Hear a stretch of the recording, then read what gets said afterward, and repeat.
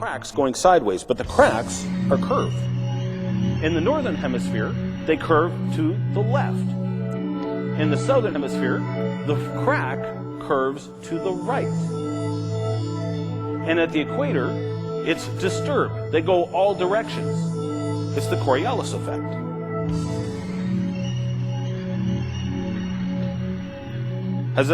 How many people know what the Coriolis effect is? A couple? You guys haven't taken that in school yet, have you? Okay. You've seen hurricanes from a space satellite. You notice how in the northern hemisphere they go counterclockwise, in the southern hemisphere they rotate clockwise? That is caused by the Coriolis effect. It's actually caused by the spin of the Earth. In this case, apparently the continents slid east and west of each other. Again, I'm going to show you how and why later on. But they slid east and west of each other, and as they did, the cracks actually followed the Coriolis effect. Here's the catch. The only way Coriolis can work is if it happens at high speed.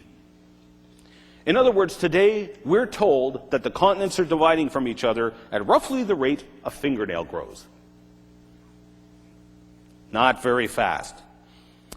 According to Dr. Walter T. Brown's model, which I'm going to talk about later, the continents actually moved apart at up to 45 miles per hour. He's actually done the math.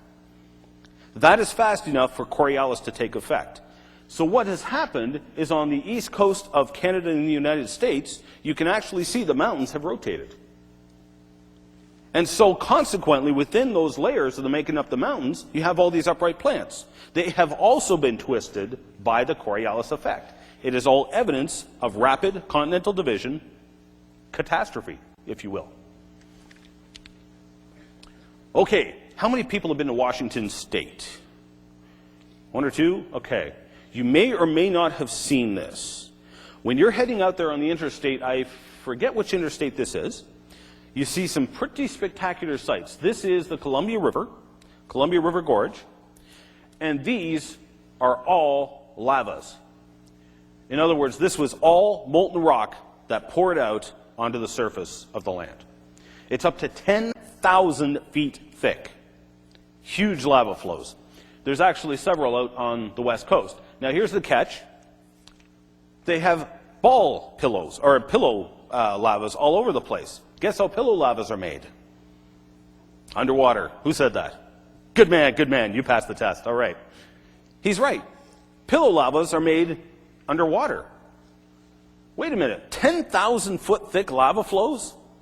Some 3,000 to 4,000 feet above sea level or more, and they were poured out in vast quantities underwater? We're talking global catastrophe during a global flood.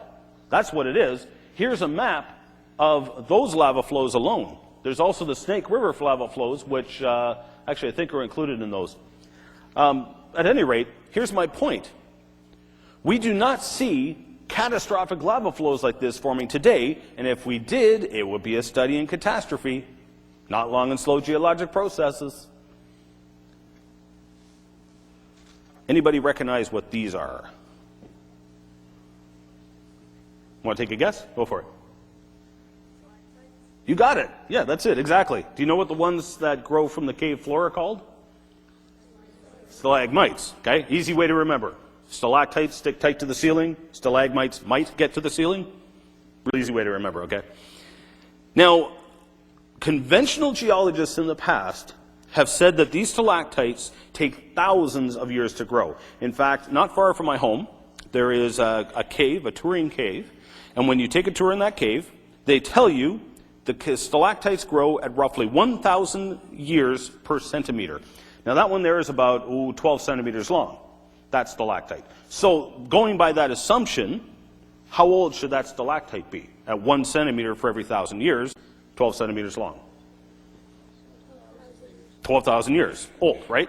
Give or take. I mean, again, what's 1,000 years among friends, right? Okay. Here's the catch. I handpicked these stalactites from a hydroelectric dam built in the 1950s. There they are right there. You can even recognize on the far left side this one. Can you spot it? So the evolutionists, or should I say anti-creationists, got very irate. They came back and responded, oh, it's not the same chemically, it's this totally different growing process. Well, actually, we took samples of these stalactites to a lab in Calgary, Alberta. And we had X-ray diffractometry done on them. Big, long technical word for you, don't worry about it. There's the analysis right there. It is calcite, almost completely pure. Now, interestingly, my buddy Vance Nelson, who owns the other Traveling Creation Museum in Canada, he and I collected stalactites from all over North America from man-made structures, bridges, dams, etc. Interestingly, the ones that were the smallest and took the longest to grow were the ones that were most different from caves. The ones that grew the fastest were the ones that were the purest and closest to cave stalactites. So in other words, no, it doesn't take thousands of years. All it takes is one change in one condition, more water. That's all it took. And we demonstrated this chemically, showing they're no different than cave stalactites. The process, the chemistry, everything is exactly the same. Doesn't take thousands or millions of years, and stalactites certainly do not prove that the Earth is millions or billions of years old.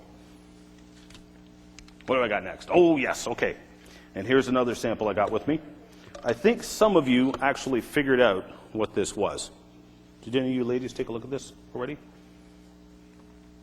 Or do you have any guesses as to what it is? It's pretty simple. It's wood, yeah, exactly. Okay. See, was that simple or what? Okay, this is a wood fragment. I know it doesn't look like much. This is supposedly a 40-million-year-old wood fragment. I can take my fingernail and run it into it. I can light it on fire. I can build a campfire with it. And in fact, the Inuit peoples up in northern Canada do this all the time. I interviewed a couple of Inuit that came down to my hometown of Pembroke, Ontario, and I said, I've been told there's trees up there. They don't grow up there today, by the way, in case you didn't know that. I said, I heard there's trees and wood all over the place. And she said, yeah, it's all over the place. I said, well, how did it get there? She says, I don't know.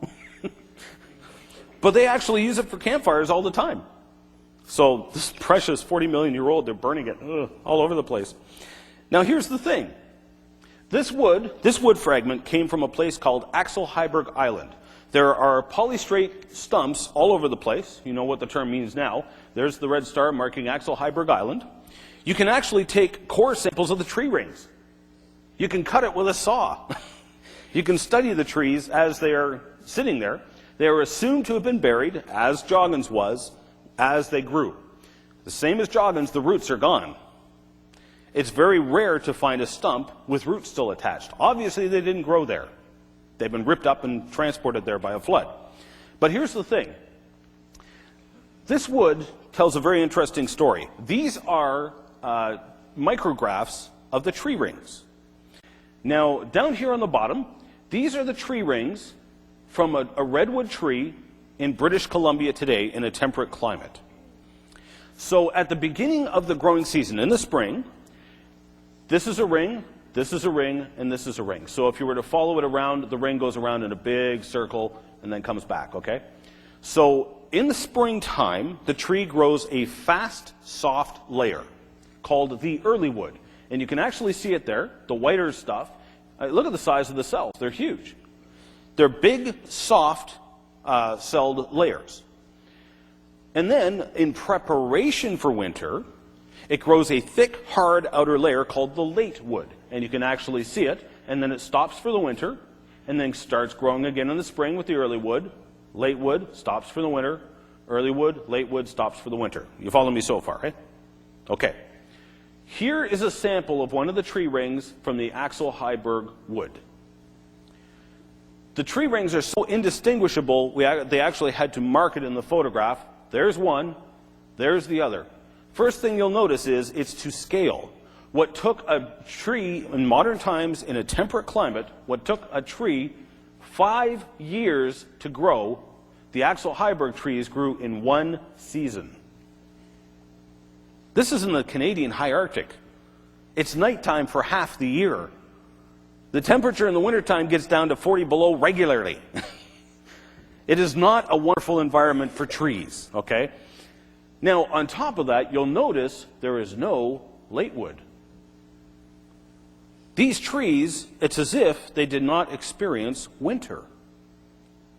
In what a place right now, which is winter for more than half the year. It's not just the winter, but it's also the light. You got to remember, this is on the North Pole. Even during the summer, the land of the midnight sun, even in the summer when the sun comes up, it's still very low on the horizon. And if you have a whole pile of trees, they're going to produce a whole pile of shade. Trees need light. Not just light, but light intensity. These trees had no lack of light, no lack of water, no lack of nutrients, no lack of warmth. The present cannot be the key to the past, because today, that is not the conditions we see in the Arctic Circle. Now, personally, I think those trees were actually floated there by Noah's flood. Now, get a load of this. Lindsay Williams, a couple of years ago, wrote a book called The Energy Non-Crisis. It was actually a conspiracy book. He was a chaplain on board the Alaskan pipeline, the Alaskan oil pipeline. He was actually a chaplain on board the construction crews for that pipeline. And he made mention of a whole pile of fascinating little tidbits of information about the high Arctic. So they're up on Prudhoe Bay, the north slope, the very far north shore of Alaska. This is as Arctic as it gets. But get a load of what he said. There is an interesting point to mention in passing. Though the ground is frozen for 1,900 feet down. Wow. That's some serious permafrost. Though the ground is frozen for 1,900 feet down from the surface of Prudhoe Bay, everywhere the oil companies drilled around this area, they discovered an ancient tropical forest. Bizarre. It was in a frozen state, not in petrified state, very much like the wood we find at Axel Heiberg. It's been preserved by freezing, not fossilization. It's between 1,100 and 1,700 feet down. There are palm trees, pine trees, and tropical foliage in great profusion. In fact, they found them lapped all over each other, just as though they had fallen in that position. Well, that's kind of weird. It is also interesting to notice that tropical ferns have also been found at the Antarctic, and the evidence from these two areas, considered together, certainly suggests that there has been a dramatic change from a worldwide tropical climate to an Arctic climate within datable times. It is also interesting to remember that the great Arctic explorer Admiral Byrd reported seeing tropical growth in near Arctic regions. The present cannot be the key to the past. We do not have a whole pile of tropical vegetation growing in the North and South Pole right now, do we? And furthermore, we find things like, if I have it with me, that's not it. Aha, that's it. That's not much, I know. Ah, heck, I'll pass it around just so you can get a look at it. This is actually a cast of an armor plate from an animal called a glyptodont. Now, again, we were talking about things being bigger in the past. I'll pass this around, but this armor plate comes from an armadillo, basically. But this armadillo was found in the Antarctic. Now, do we have armadillos around here in Illinois? Why not? Because armadillos hate the cold, right? The cold and armadillos do not get along. Usually the armadillos lose to that one, okay? And you know where armadillos normally live? Down in Texas, you see them quite frequently. They're a small flat creature that lives in the middle of the road. Yeah? Okay. Anyway, I'll pass this around. If you were to see this armadillo and run over it with your car, you would lose. This armadillo was roughly the size and shape of a Volkswagen Beetle. Okay, it's not a small armadillo, okay? But that's one of the armor plates. I'll just pass it around, see whoever sees it. But again, what's an armadillo doing in the Antarctic? It's not like it's going to float there. So the one explanation, the logical explanation, is that that is where it lived, that's where it died, and that's where it was buried. It's the most logical explanation. So as far as I'm concerned, the Arctic and Antarctic were at least a temperate climate in the past, if not a tropical climate. And again, I will come back to that in a later lecture. This, of course, is the Grand Canyon. This is the head of Grand Canyon. It's called Marble Canyon. I bring that up because some have referred to Grand Canyon as what we refer to as a water gap. Now, water gaps are very interesting. There are dozens of them all over the world, perhaps hundreds. I've gotten to study a few of them. Grand Canyon is only one. The thing is, most people don't realize when you go to Grand Canyon, they tell you, oh, this mighty Colorado River carved out the Grand Canyon over millions and millions of years. Has anybody been there to the Grand Canyon? Oh, quite a few. Excellent. Did you hear them say that? Nobody heard them say that. Oh, one did. Okay, good. I'm not a liar. Okay, good. Glad to hear it. They'll tell you the Colorado River carved out the Grand Canyon. Nonsense. You can sort of see it a little bit here in the photo, but the lens distorts it. The Colorado River actually, or the Grand Canyon, actually carves through what is known as the Colorado Uplift. It is a giant dome uplift. Now, the thing is, in order for the Colorado River to carve out the Grand Canyon, it would have had to flow uphill for 3,000 feet so it could start cutting into the Grand Canyon. Is that going to happen? Not too likely. Here's the other catch. When you take a look at the Colorado Uplift, if you're at the correct place, you can actually see the Colorado River could have gone around the uplift. The Grand Canyon is what we call a water gap. The water has mysteriously carved its way through a mountain when it could have just gone around. There was no reason for this. So let's take a look at a couple study examples. This is a water gap at the Rattlesnake Mountains in Wyoming. And if you, it's several hundred feet deep. I was told something like 2,000 feet from the top of the mountain to the bottom of the canyon. It's impressive. If you take a close look up it, you can actually see they've dammed it off. There's a hydroelectric dam. There's the access road heading up to the dam. So they've actually dammed it off. We're going to now go on the other side of the mountain, look at the dam from behind. Because this is, once again, a classic example of a water gap. There's the mountain, and there's the other side. It has been cut in half by a river going through it. Now the question arises, did the river make the canyon, or did the canyon make the river? I'll let you decide that in a minute. The water has apparently carved through this mountain. Everyone acknowledges that water did it. The thing is, in order to build that dam, we just turned, and we're now looking at the other side of the mountain. They actually had to build a cofferdam on this side in order to build the reservoir because the water could have gone around the mountain. And in the words of a gentleman by the name of Oberlander, wrote an article a few years ago on water gaps, it was just baffling. He said, it's as if some of the water seeks obstacles to transect. It's as if the water took a turn specifically so it carved its way through a mountain. It's as if it looked for things to cut in half. It could have gone the easy way around the mountain, as any water normally would. Why would it do this? What on earth happened? You see, they're attempting to explain it from the uniformitarian perspective again. The present is the key to the past. So how do we explain this? Well, we're going to take a break, and you'll just have to come back in 10 minutes and find out, okay?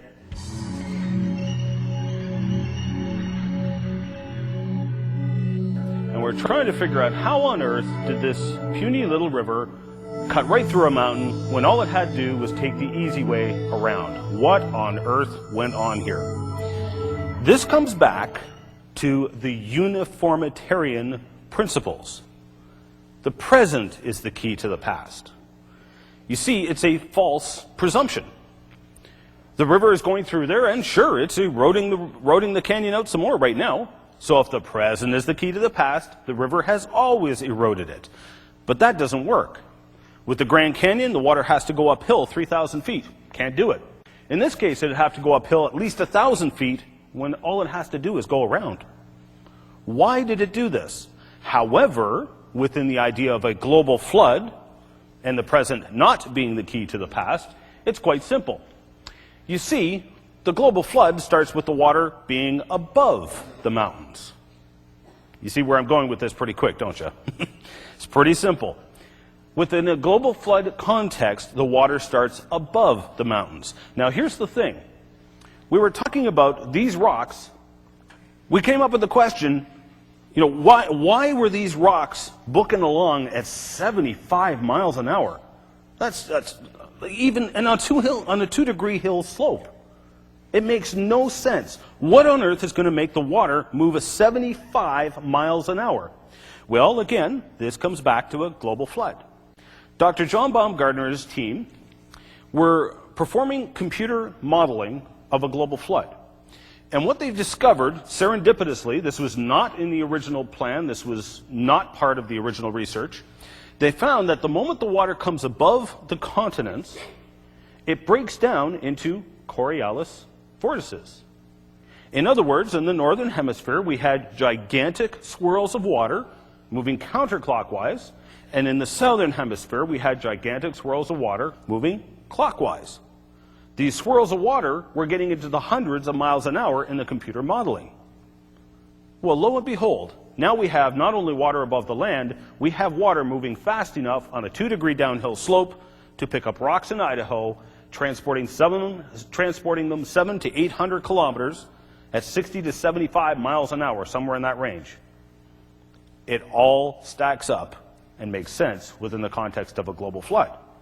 So we have not just water, but high-speed water, which, again, if you remember yesterday, the water at some point obviously went off the land. We're not underwater right now, are we? So at some point, if the water was there, it went off the land. The water is now moving at very fast speeds, and it is now going off the lands. As the scripture says, the mountains rose up out of the flood waters. And so as the mountains rise up underneath the floodwaters, with the floodwaters running off, the water is moving at very fast speed, and we get what we call sheet flow. So basically the water is moving in giant sheets. That makes planation surfaces. If it hits something like a mountain, it can plane it flat, or it will actually become channelized. And what happens here is you have a portion of the mountain or rock that's just a little softer than the rest. This water erodes it and makes a little channel. Some of that water now goes into the channel, so you actually have more flow going through the channel than in the other areas. That erodes the channel more, and so you get channelized erosion, a catastrophic sequence where it starts to cut channels straight through mountains. It cuts around them, through them, etc., until eventually today, after the water is gone, you wind up with what we call a water gap. A gap or a canyon that's been cut right through a mountain by the floodwaters, and water now flows through there today as a river or stream. Or you get what we call a wind gap, a canyon or something of the like that's been carved by water, which is dry now today. And that's the term for that, a wind gap. So the question is, did the water make the canyon, or did the canyon make the river? It's the other way around. It's not the river made the canyon made the river. The canyon was there first, the river formed after. So this is all research done by my good friend Michael Ord. Excellent articles. Do read the Creation Research Society quarterly articles on this. Very, very good stuff. Very well done. Now, to use a paleontological term, I've been flogging fossil equians. If you don't know what that means, it means beating a dead horse, okay? We've been beating a dead horse. The present can't be the key to the past. However, the uniformitarians, or present-day geologists, even the neo-catastrophists, the new catastrophists, really only use the present to judge the past when it's convenient. So the mantra that the present is the key to the past only holds true when it works in their favor. For example, okay, coming back again, I'm going to use the model at the Akron Fossils and Science Center to depict the Grand Canyon to show you what I'm going to show you next. Again, this is supposed to have taken hundreds of millions to billions of years to accumulate all this dirt and rock, okay? Now, let's take a quick look at this. A guy by the name of Dr. Derek Ager just loves to hate creationists. Sadly, he's dead now. Wrote an excellent book called The New Catastrophism. Very few books I recommend from anti-creationists, but this is one of them. He's actually trying to argue that catastrophe has played a major role throughout all of Earth's history. Okay, so that's what he's been trying to argue. Excuse me. And so in his book, he made this very interesting comment on the Grand Canyon. He He said, even in the Grand Canyon of the Colorado River and the adjacent sections along the Little Colorado River, surely the finest record of geologic history anywhere on Earth, there are huge breaks. I'm going to show you just how huge. For example, here's the Grand Canyon. The Vishnu schist down at the bottom is supposed to be 1.7 billion years old, according to uniformitarian timescales, or deep time scales. The next layer up, the base limestone, is supposed to be 1.2 billion years old. So there's a time gap there of some 500 million years. There's no erosion, and apparently no sediments were left behind during this time. Now, I've done some mathematical and scientific studies. I'm on the road a lot, and my bedroom accumulates roughly 1 millimeter of sediments every year. I know this by research and first-hand experimentation and observation. This is good science. Observability, repeatability, predictability. I can predict when I get home I'm going to have 1 millimeter of dust in my bedroom, okay? So, that's a gap of 500 million years. Remember these numbers, I'm going to come back to it. So that's 500 million years gone. There's no evidence of it. Next up, we have the various Grand Canyon supergroup, supposedly around 740 million years old. Above that, cut across by the Tapete Sandstone, 525 million years old. Again, a huge gap of 215 million years, for which there is no evidence. It's just gone. There's no evidence that that time was ever actually there. Next one up, supposedly 505 million years old, 385 million years old. Again, 120 million years, just gone. Where did it go? Next one up, 340 million years old. Next layer above that, 320 million years old. Another 20 million years, gone, vanished. Remember that number? I'm going to come back to it. Okay?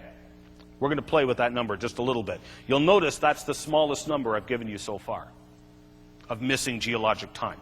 We're going to come back to that number. So, right at the top, you can walk around on this plateau, this surface that's been eroded, supposedly laid down 270 million years ago. Do you not think 270 million years is going to accumulate some dirt?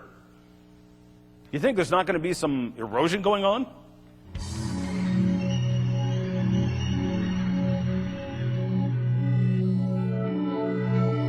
It's easy math, okay? Real easy. We're going to take 20 million years, multiply it by 0.01 inches, you get 200,000 inches over 20 million years. Or 16,666 feet, or 3.15 miles thick of dirt. Where did it go?